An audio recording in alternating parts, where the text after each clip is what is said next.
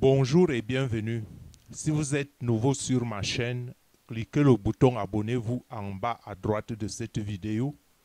Pour être sûr que vous recevrez les prochaines éditions, cliquez aussi en haut et à droite la petite cloche pour recevoir les notifications. Vous aurez aussi ici sur ma chaîne accès à mes nombreuses vidéos déjà publiées sur différents thèmes qui vous apporteront un plus si vous êtes à la recherche de votre édification spirituelle. Et bien sûr, vous pourrez les partager librement avec ceux avec qui vous avez les mêmes convictions et ainsi aider le plus grand nombre. Je vous conseille de suivre nos vidéos en entier pour en tirer le plus grand bénéfice. Abonnez-vous aussi gratuitement à notre blog dont le lien est affiché dans la barre des commentaires. Vous trouverez dans différentes rubriques des exposés très intéressants et des réponses à des questions telles que les croyants seront-ils enlevés avant, pendant ou après la tribulation? L'Antichrist sera-t-il un habile négociateur qui rétablira la paix au Moyen-Orient? Le gouvernement mondial, l'islam ou les extraterrestres prendront-ils le contrôle du monde? Sommes-nous la génération qui verra le retour de Jésus-Christ sur terre? Et bien d'autres thèmes intéressants qui peuvent vous édifier spirituellement. Aujourd'hui, nous traitons le thème de trouver Dieu. En fait, je voudrais vous donner vers la fin de cette vidéo 7 clés pour trouver Dieu, pour trouver le chemin de Dieu, pour développer votre intimité avec Dieu. Parce que les Écritures nous enseignent que, et c'est dans l'Ancienne Alliance, en Deutéronome 6.5, les Écritures nous enseignent: tu aimeras l'Éternel, ton Dieu, de tout ton cœur, de toute ton âme, de toute ta force. Et c'est cette loi que Jésus est venu parfaire afin que nous puissions accomplir la loi avec aisance et comprendre que, loin d'être une loi comme une autre, que c'est une loi d'amour, la loi d'amour de Dieu. Si on peut partir du fait qu'on recherche la proximité de quelqu'un parce qu'on l'aime, et si cette personne est puissante, on espère à son secours tout en lui apportant notre soutien. Si l'on s'en tient aussi à l'adage qui dit que chacun de nous a toujours besoin du plus petit que soit, ne serait-ce que pour une tâche ou une autre que nous ne pourrions faire nous-mêmes. Même si par rapport à Dieu, cela n'est pas tout à fait vrai et que c'est un autre type de rapport, parce que tout d'abord, Dieu se suffit, Dieu est omniscient, c'est-à-dire que Dieu sait tout. Même ce qui est à venir, c'est pourquoi on dit de Dieu celui qui fait devenir. Dieu est aussi omnipotent, c'est-à-dire Dieu est tout puissant. Rien ne lui échappe et même il connaît le nombre des cheveux sur ta tête. Dieu a un pouvoir de décision absolu et sans limite. Il est maître de toutes choses qui existent. Et comment ne pas chercher la proximité d'un tel être, d'un tel Seigneur? Comment ne pas chercher la proximité de Dieu? Et je pense de ma part que c'est la meilleure investition que chacun devrait faire de sa vie, quelle que soit la situation, riche ou pauvre, grand ou petit, croyant ou non croyant, faible ou fort, femme ou homme. Tout un chacun devrait s'évertuer à rechercher la proximité de Dieu, bien que les incrédules ou que l'ennemi a semé tellement de doutes dans l'esprit de certains que vous rencontrez des gens qui vous disent: mais s'il y avait un Dieu, pourquoi le monde est-il dans cet état qu'il se retrouve? C'est tout simplement de l'incrédulité et là n'est pas de toute façon notre thème. Et j'en profite seulement pour vous dire que bannissez le doute dans votre esprit, parce que le doute, c'est la plus grande arme de Satan. Parce qu'il ne viendra pas vous dire que Dieu n'existe pas. Il commencera par poser le premier jalon du doute. Et quand vous serez convaincu, il en posera le deuxième, et ainsi de suite, jusqu'à ce que vous arriviez à une conclusion qui n'est pas la réalité des choses. Le monde est tel qu'il est, et il y a une raison pour laquelle le monde est comme il est. Et on l'expliquera dans une autre vidéo. Et d'ailleurs, une seule vidéo ne suffit pas à ce titre. Il faut lire plusieurs de nos vidéos pour parvenir à comprendre pourquoi les choses sont comme elles sont. Tout au moins, vous aurez une partie de la vérité. Donc, petit ou grand, homme ou femme, riche ou pauvre, quelle que soit notre situation, nous devons rechercher la proximité de Dieu, parce que Dieu est le créateur de toutes choses qui existent, et Dieu a un plan pour chacun de nous, afin de participer à la richesse de sa gloire, par la louange et pour sa propre gloire. Dieu nous a fait pour que nous participions à sa gloire, pour sa gloire. Parce qu'il faut le savoir, Dieu est assis au milieu de la louange de son peuple. Parce qu'en recherchant Dieu, il faut savoir ce qu'il aime. Il faut savoir ce qui réjouit son cœur de créateur. Donc, recherche Dieu en le glorifiant, parce que son amour, l'amour de Dieu est une faveur imméritée qu'il faut saisir. Et cela nécessite de le chercher, de le rechercher, de chercher sa proximité. Parce que le péché d'Adam et Ève, c'est-à-dire le péché hérité, le péché originel, et le péché propre par notre inconduite par rapport au commandement de Dieu, et l'influence de la rébellion de Lucifer, qui a un impact réel sur nos vies. Ça, il ne faut pas être dupe. Il y a une influence.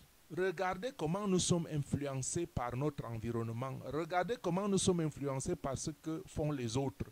Et ces autres-là, qui les influencent? De quoi ils tirent leur force? De quoi ils tirent leur richesse? De quoi tirent-ils? Chacun a quelque chose en quoi il croit. Et si vous prenez référence de cela, vous pensez que ces influences viennent directement de Dieu? Pour ma part, je ne le crois pas. Donc, je dis que les influences du monde ont un grand impact sur nos vies. Et le péché originel, notre propre péché et ses influences, nous éloignent du sein de Dieu, ou nous ont éloignés du sein de Dieu. Et c'est la cause pour laquelle nous devons rechercher Dieu, pour essayer de nous rapprocher de Dieu, pour revenir avec la grâce que Dieu nous donne par Jésus-Christ à l'état originel que nous occupions. Donc, l'éloignement de Dieu est aussi en grande partie la cause de beaucoup de souffrances. La désobéissance à Dieu est la cause de beaucoup de souffrances, je le répète. C'est donc le pourquoi il faut rechercher Dieu par l'obéissance aux voies qu'il a tracées, puisque Dieu est le créateur. Il a tracé des voies, il sait où il veut nous mener. Dieu dit par ses prophètes, je connais les projets que j'ai pour vous, ce ne sont point les projets de malheur. Beaucoup pensent que Dieu est pour faire souffrir les hommes. Non, pas du tout. Ce n'est pas la volonté de Dieu. Il faut connaître la volonté de Dieu par le biais des Écritures, qui est sa parole, parce qu'il est créateur. C'est Dieu qui ferait le chemin, c'est Dieu qui ferait ton chemin, aussi difficile soit-il. Rien ne lui est impossible. Adonne-toi à lui, au lieu que quand les difficultés se présentent, que vous vous éloignez de Dieu. Quand les difficultés se présentent, rapprochez-vous de Dieu, posez-vous la question, pourquoi ceci ou telle autre chose m'arrive? Me suis-je éloigné de Dieu? Suis-je sorti de l'enclos? Suis-je à l'extérieur, à la merci du lion? Mais bien plus d'hommes aujourd'hui sont loin de cette pensée à cause des difficultés de la vie, qui sont bien plus souvent la volonté des hommes. Beaucoup de difficultés dans nos vies sont la volonté des hommes. Des barrières, des technologies, le travail. On a posé des règles. Et des fois, les règles des hommes, les règles de convenance, les règles de la société, les lois sont beaucoup plus difficiles. Les lois des hommes sont beaucoup plus difficiles que les lois de Dieu. Les lois des hommes que nous acceptons, mais les lois de Dieu que nous rejetons. Donc, beaucoup de difficultés sont la volonté des hommes.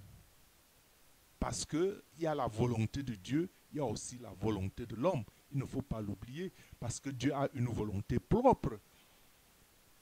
Et Dieu a aussi donné une liberté, un libre arbitre à l'homme, dont l'homme a sa propre volonté, qui n'est pas toujours influencée par Dieu. Donc tout ce qui arrive ne peut pas être mis sous le dos de Dieu, parce que l'homme a sa propre influence et sa propre volonté. Dieu a donné le libre arbitre à l'homme de choisir entre le bien et le mal. Donc pour toi déjà qui cherches Dieu, choisis de chercher Dieu en t'écartant du mal. Et en aimant la loi de Dieu, car c'est la loi de Dieu qui a prescrit, parce qu'à l'issue de ça, il y a une certaine récompense. Il y a les promesses bibliques, ce sont des réalités. Et Dieu est ce qu'il est. Dieu ne peut pas changer sa nature pour être comme nous. C'est nous qui devrions changer notre nature pour être comme Dieu. Parce que les gens pensent que Dieu pose des lois pour nous rendre la vie difficile. Non, c'est sa nature qu'il ne peut pas changer. Pourquoi est-ce que Jésus a marché sur les eaux? Jésus a marché sur les eaux parce qu'il était pur.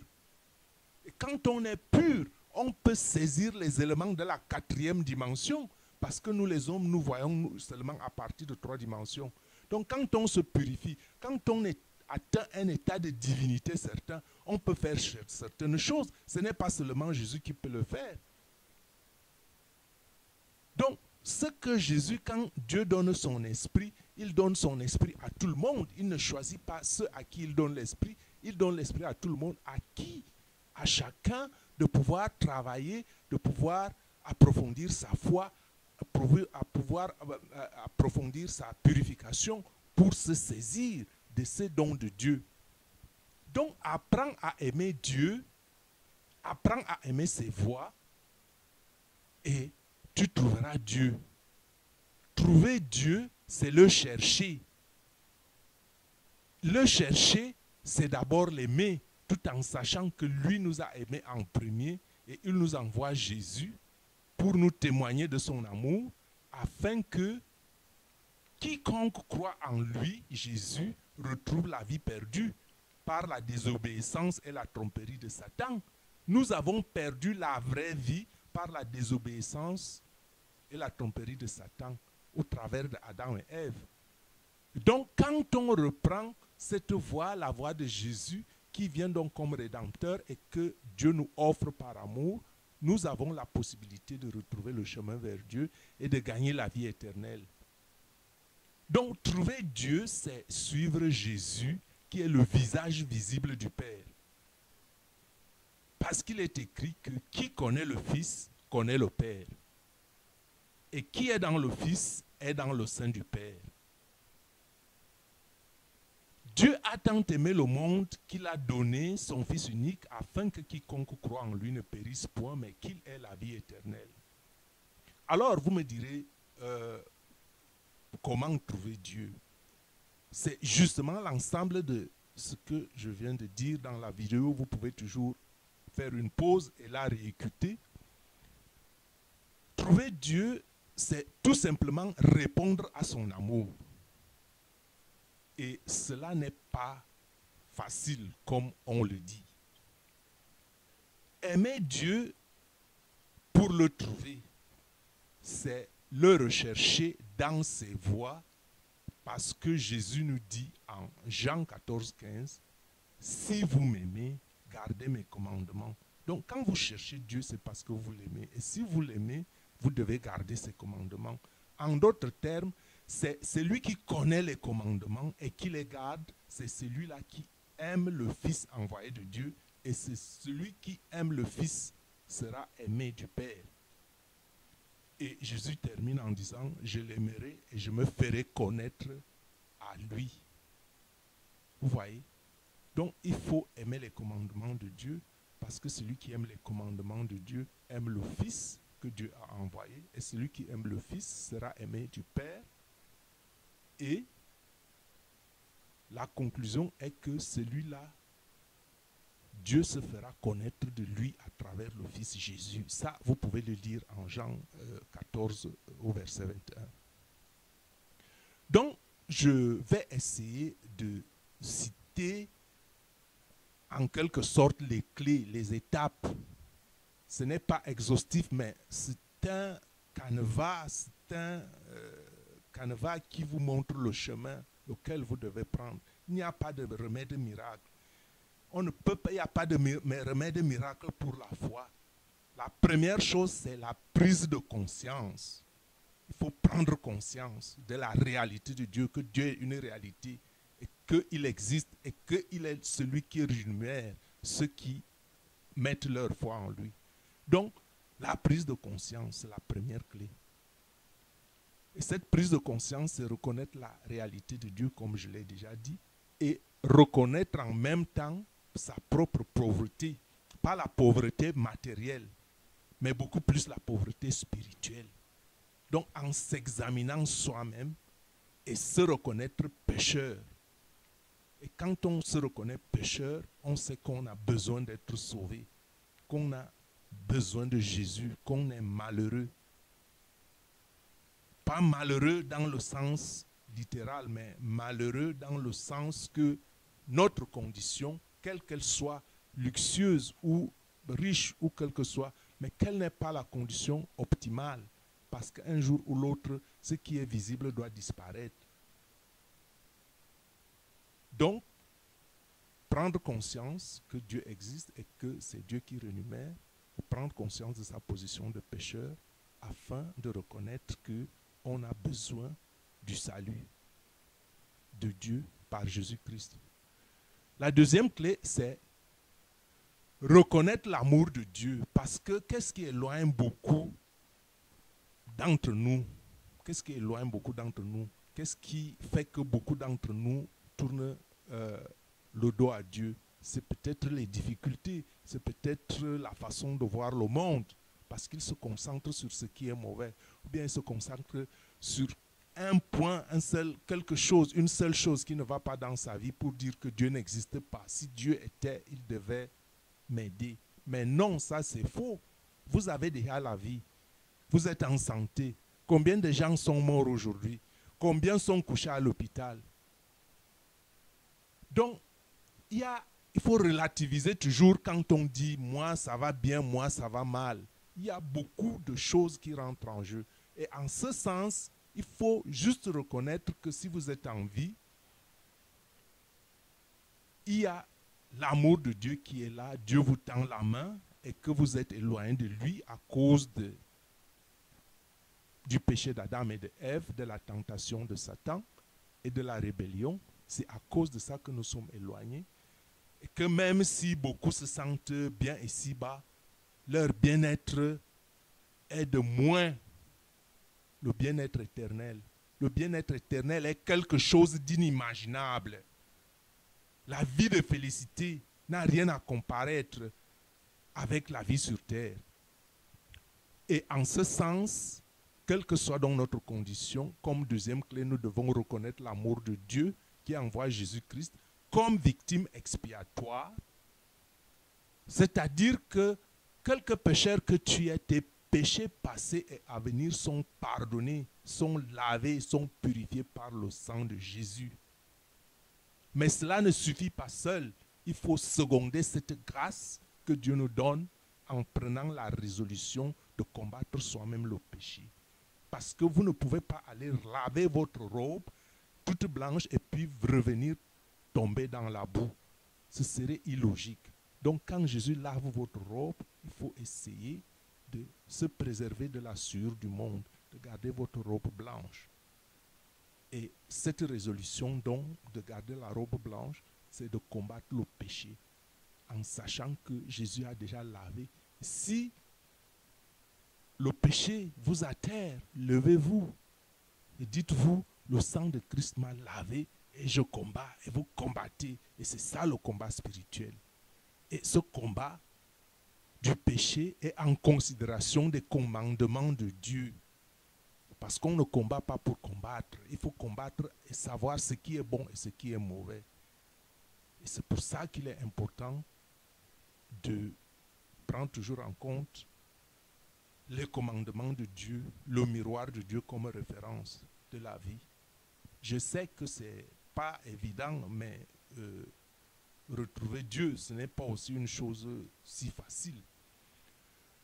Et troisième clé, c'est qu'il faut sortir des clichés et des vieilles habitudes et de nos vieux rites, des rites qui risquent de nous faire piétiner dans la routine sans résultat véritable. Si vous priez déjà 20 ans, 30 ans, 10 ans sans progrès, essayez donc de... On dit souvent que le fusil peut changer d'épaule. Que le fusil change un peu d'épaule pour ajuster votre tir. Vous allez à l'église, vous priez depuis des dizaines d'années, il ne se passe rien. Si vous cherchez l'intimité avec Dieu, essayez d'appliquer ces clés que je vous donne ici, là, maintenant. Séparez-vous de ces choses qui vous encombrent et qui ne vous apportent rien. Soyez à l'écoute, écoutez les autres, ce qu'ils disent. Et ayez un esprit de discernement. Et surtout, ne tirez pas vos références du mode de vie du monde. N'ayez pas un pied dedans, un pied dehors. Ça ne vous apporte rien. La quatrième clé, c'est qu'il faut reconnaître qu'il n'y a de vrai bonheur véritable qu'en Dieu. Il n'y a pas de bonheur véritable en dehors de Dieu. Parce que toutes ces choses que vous voyez sont des choses qui nous aident sur le chemin de l'évolution spirituelle, sur le chemin du retour à la cité céleste. Mais ce n'est pas l'essentiel. Et que être joyeux, être content, être heureux, cela relève de l'attitude intérieure. On a vu des gens ici avec des millions qui se sont suicidés sous prétexte qu'ils allaient mal. Et que vous vous dites, si je n'ai que 100 000 € ou quelque chose de ce genre-là, je serai heureux. Eux, ils en avaient des millions et ils se sont suicidés. Donc le bonheur est intérieur. Et il faut donc reconnaître que le véritable bonheur vient de Dieu, parce que c'est Dieu qui donne la paix qui n'est pas de ce monde. La paix de Dieu n'est pas de ce monde. Et cette paix ne dépend pas des circonstances extérieures. Parce que quand vous avez la paix de Dieu, l'Esprit de Dieu, vous pouvez mettre assis dans une poubelle et être en joie. Vous contenter de ce que vous avez, sans pour autant jeter un grand regard de ce que ont les autres, de comment vivent les autres. Parce que l'esprit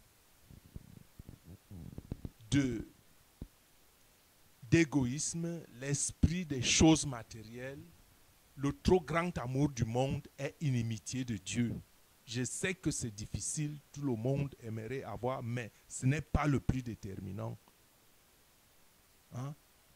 Je dis toutes ces choses sans toutefois vous faire oublier les réalités de la vie. Donc, reconnaître que le véritable bonheur est en Dieu,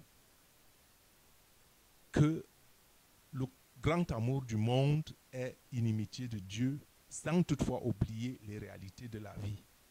C'est-à-dire qu'on doit déjà travailler pour son pain quotidien. On a besoin de ces moyens pour vivre, mais ce n'est pas la finalité de la vie. La cinquième clé, c'est qu'il faut donc, pour atteindre ces objectifs, ou bien ces 4 clés, il faut se nourrir de la parole de Dieu. Comme on se nourrit du pain, il faut dévorer la parole de Dieu et persévérer dans la prière. Parce que sans cela, vous risquez de retomber. Parce que c'est cette condition mentale qui vous maintient, c'est ça qui vous encourage, c'est la parole qui vous encourage. Il faut avoir des amitiés qui vont dans le même sens. Que vous ne vous sentiez pas seul, déprimé parce que c'est difficile. Il faut chercher des contacts, des gens avec qui vous avez les mêmes aspirations. Et comme ça, vous allez vous bâtir mutuellement avec les actes de charité, les actes d'amour, tout en faisant de temps en temps le jeûne pendant les prières, quand l'occasion s'y prête. La sixième clé, c'est de considérer la parole de Dieu comme si elle s'adresse à vous. Ne lisez pas par exemple, si vous lisez les Saintes Écritures, ne lisez pas les Saintes Écritures comme si vous lisiez un roman ou une aventure quelconque. Considérez la parole comme elle-ci s'adresse à vous personnellement. Cette parole est à vous. Faites de cette parole la vôtre et méditez là-dessus, priez là-dessus. On ne peut pas tout comprendre. Cherchez des gens avec qui vous pouvez converser sur tel ou tel autre thème que vous n'avez pas compris. Faites des échanges, priez Dieu, demandez à Jésus de vous éclairer sur telle ou telle autre parole qui est peut-être une énigme, qui est peut-être une parabole, qui n'est pas peut-être bien compréhensible. Et grâce à ça, vous grandirez en parole et la bénédiction de Dieu descendra automatiquement sur vous. Et la dernière clé que je voulais partager avec vous est de ne pas prendre cette parole seulement comme sienne, mais de l'appliquer dans sa vie, dans les occasions de tous les jours. Quand une situation vous arrive, ne réagissez pas du tic au tac. Quand une situation vous arrive, prenez une minute, arrêtez-vous, réfléchissez, dites-vous, si j'étais à la place de Jésus, comment aurais-je réagi? Bien sûr, vous n'êtes pas Jésus, mais cela vous aide, parce qu'il faut toujours prendre référence sur ce qui est un peu plus haut. Donc, vous vous dites, que disent les Saintes Écritures, par exemple, par rapport à cette situation? À ce moment-là, vous donnez la réponse adaptée, parce que les réponses du tic au tac, sans tempérament, ça peut toujours vous conduire au désastre. Peut-être pas désastre physique, mais au désastre spirituel. Donc, il faut toujours essayer de voir si vous empiétez la loi de Dieu. Je sais que ce n'est pas facile, mais ce que vous recherchez, ce n'est pas la moindre chose. C'est le plus bien, c'est le plus grand bien, c'est le plus grand investissement de votre vie. Et vous ne devez pas attendre les résultats tout de suite. Je cherche Dieu, je l'ai trouvé et tout va bien. Non. Des fois même, vous cherchez Dieu, vous retrouvez Dieu. Jésus-Christ a souffert sur la croix. Dieu était pourtant avec lui. Ça n'a pas empêché parce que le salut de Dieu, le salut de l'humanité est passé par Jésus-Christ, est passé par la mort de Jésus-Christ. Je ne dis maintenant pas que vous devriez aimer le mal, mais je dis que dans les situations, faites toujours appel à la parole de Dieu pour prendre votre décision. Je crois qu'avec ces 7 clés, ils auraient pu vous aider. Et ceux qui ont un peu plus de temps peuvent lire le psaume 119. C'est un psaume très long. Et je vais poster pour vous aussi ici quelques versets bibliques qui vous encouragent, qui nous encouragent dans le chemin de la recherche de Dieu. Que Dieu te bénisse.